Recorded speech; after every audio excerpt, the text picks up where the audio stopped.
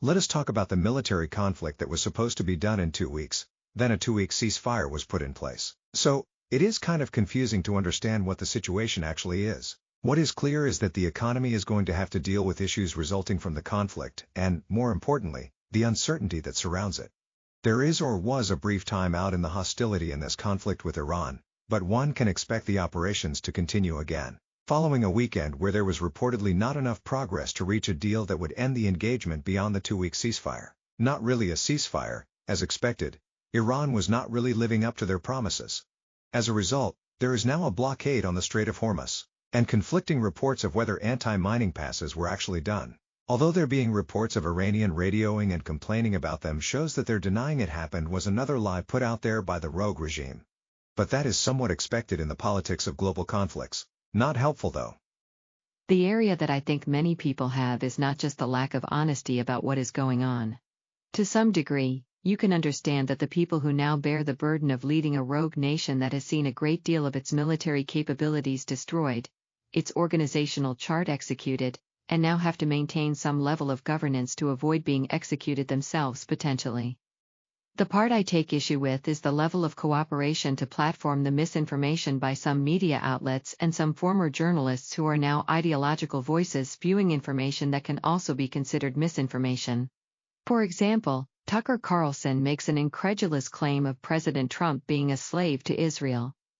During the follow-up question, he plays the naive card, making it appear like the host is making an assumption, drawing her own conclusions, when it was his words that were the problem. She should have followed up and asked for evidence to back up his claim. Not his feelings but actual evidence that could corroborate his view. And many news outlets have been all too eager to put out headlines that seem to platform the misleading information and propaganda from Iran because they hope to draw out a negative response towards the president they dislike. But, as we have always said, politics should not be just about the person. It should be about the policy. I think it is fair to question a president who claims to be completely opposed to war that approves an operation that could lead to a path of a prolonged conflict. But I think we cannot pretend like there is no justification. That is not an honest take.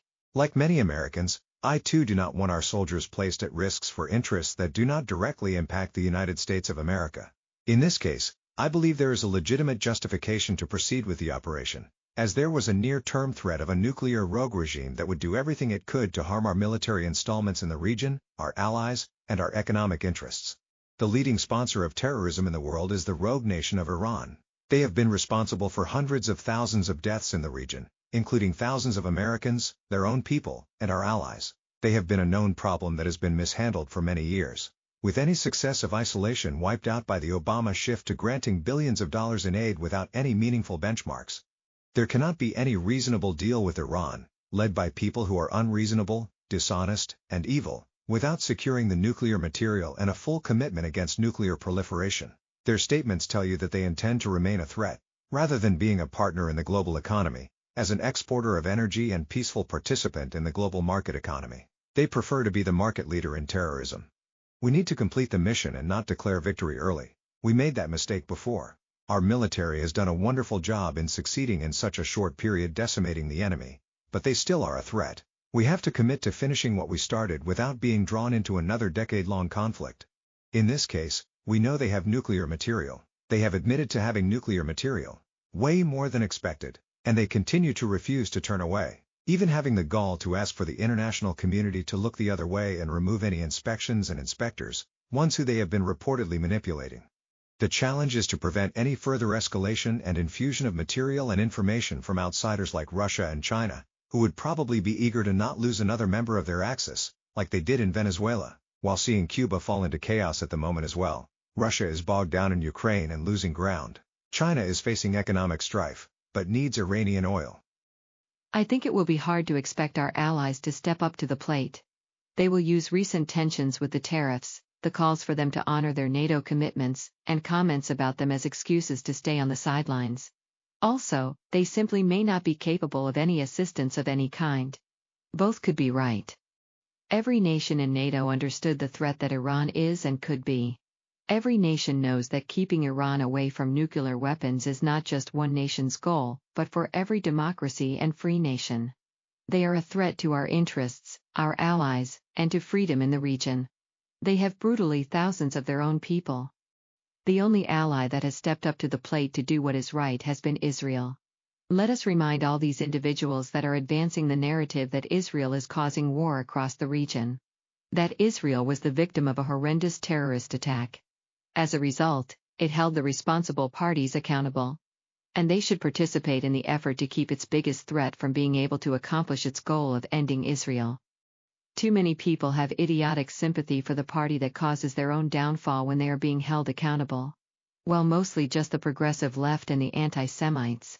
They replace facts with their imaginary conceptions. And hopefully those nations that are supposedly backers of peace, freedom, and democracy do not cloud their judgment with what is the actual right and sympathy for the bad actors. Finally, to be fair, we need to not make it easy for opponents to oppose what should be a reasonably acceptable and understandable objective that rational people knew should have been done years if not decades ago.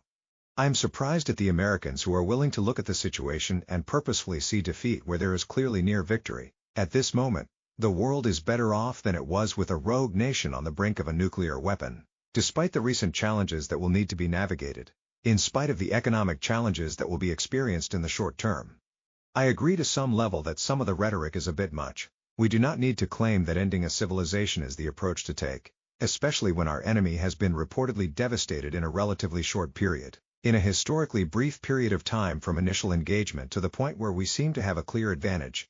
There are some who will call out the unpredictable approach as a plus, where our enemies cannot forecast what our next moves will be or our response could be. At the same time, a level of predictability can help people understand there are consequences to bad behavior. And America will not be extorted by evildoers. Past public policy that only embolden the rogue leaders will not be made again. I think in matters that involve military engagements, I think there could be some stepping back of the rhetoric a bit. Now, I am not taking the view of some of the left wing and drawing conclusions that fit their political narratives. From a practical standpoint, I think it is helpful that people understand the path forward from a high level.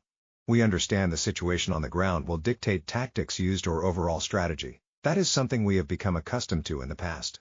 Back then, Americans wanted to make sure that there was a clear overall direction and that the messaging to the American public was consistent. I think there can be a balance. Sometimes you have to send messages to cajole actions towards preferred behaviors, but I do not think that making catastrophic claims are necessary, especially if you want the public to not doubt the progress made. Obviously, there were some should have been anticipated outcomes like inadvertently giving our enemy control over a key waterway. There are natural questions when you tell Americans that the war will end in 2 to 6 weeks. It does not appear like that is possible at this point, and the tide of public opinion will also change if American ground troops need to be involved. If we have won and are winning, then the case for troops would be a hard sell. In the midst of the tension, I do think we have to give credit that there has been some efforts to negotiate and give them an out on our terms, which the remaining individuals should take if they are smart. Hopefully we can secure the nuclear material and only then help Iran become a member of the global community and economy.